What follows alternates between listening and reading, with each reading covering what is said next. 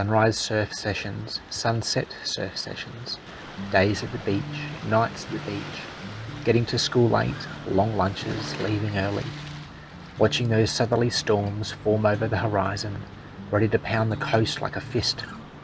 Waves that eat away at the beach, waves that build it up, that stoic headland that remains unchanged with time and tide.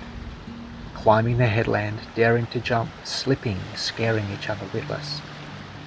That headland where we spent 4 seasons, watching the whales as they migrate, watching the dolphins just past the breakers, watching the car-sized rays flap their underwater wings on the sandy shoal, watching as the Westpac helicopter flew overhead, scanning for sharks.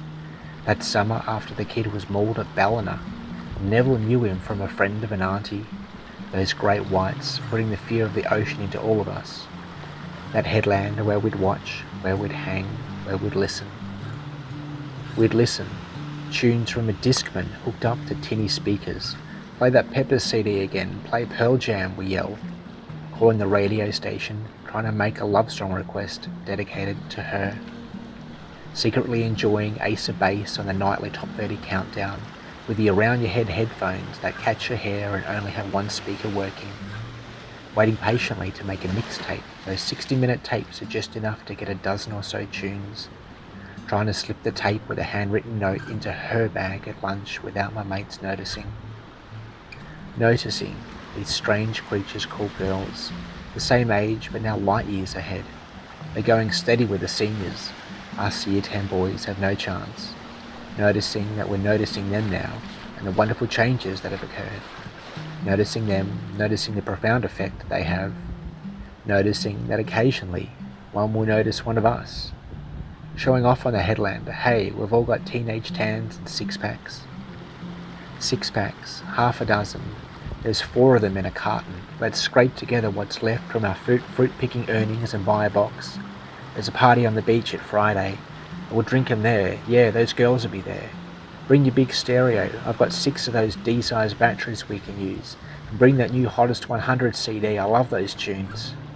We all lie about how much we love the beer. 6 bottles? No, 12. I've got a carton between the 2 of us. How am I going to drink through this piss? We wonder silently, holding the amber bottles of quickly warming beer in our hands. The seniors seem to sink them like chocolate milk. Perhaps that's why the girls like them. Those girls, the senior boys. Hey, Fuzz, crank that stereo. The girls love these tunes. Those tunes. Sitting in my room on Tuesday night, listening to those tunes. Remember getting the call. What? No! I wail through the landline. My gasp echoes through our fibro home. Ramsey, that lanky surfer in our grade. Dead. Heart attack. Ramsey, what does congenital heart disease mean? Dead. Who does that? Isn't that for old people? Ashes, scattering as ashes on that headland. We were all there, the whole gang, and the padre. What does it mean, the here and the hereafter? Do I need to wear a tie, Mum? I protest at the memorial. We all wear white button-down shirts and black ties. How we seem totally unprepared for facing such finalities. Summer sun, summer beach mission with those uni students up from Sydney, bringing fun Jesus and catchy tunes, volleyball and sausage sizzle. God thinks we're all amazing, but we have to change. What are you planning on doing after school, they quiz. After school? What does that even mean? That exchange student, what was his name? Yoshihiro Suzuki, not a word of English, who'd never seen the stars while living in Tokyo, who'd never swum in the ocean. He had these fantastic electronic devices, those crazy Japanese. He brought a punk CD from Japan and a little machine. You could type a word in English and it said the word in Japanese. Derek's granddad going berserk seeing that bloody nip here. Derek's granddad, tortured as a POW in Changi, thought he was looking into the eyes of the devil, seeing this scared oriental teen. Burning our feet on the hot bitumen in the council car park behind the surf club.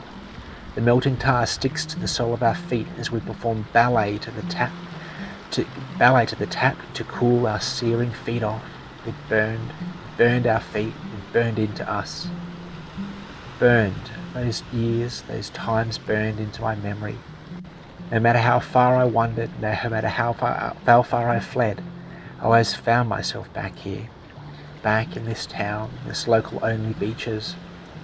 I see the teenagers now. They look like how I remember I looked, skinny, lithe, agile as they bounced over the rocks with boards in hand, cheering as they caught a wave, wrapping around that headland, cheering for nothing except the joy of life itself. The photograph I have still talks to me in sounds, smells, and emotions. Look at us, no shirts, sandy straw hair, bleached through with salt air and sun. Sunspots where those cancerous circles would come back and haunt all of us in different ways as we grew. Those waves, those curling, crashing waves continued. They were there before any of us arrived, and they'll be there well after we all wipe ourselves off the face of this great planet.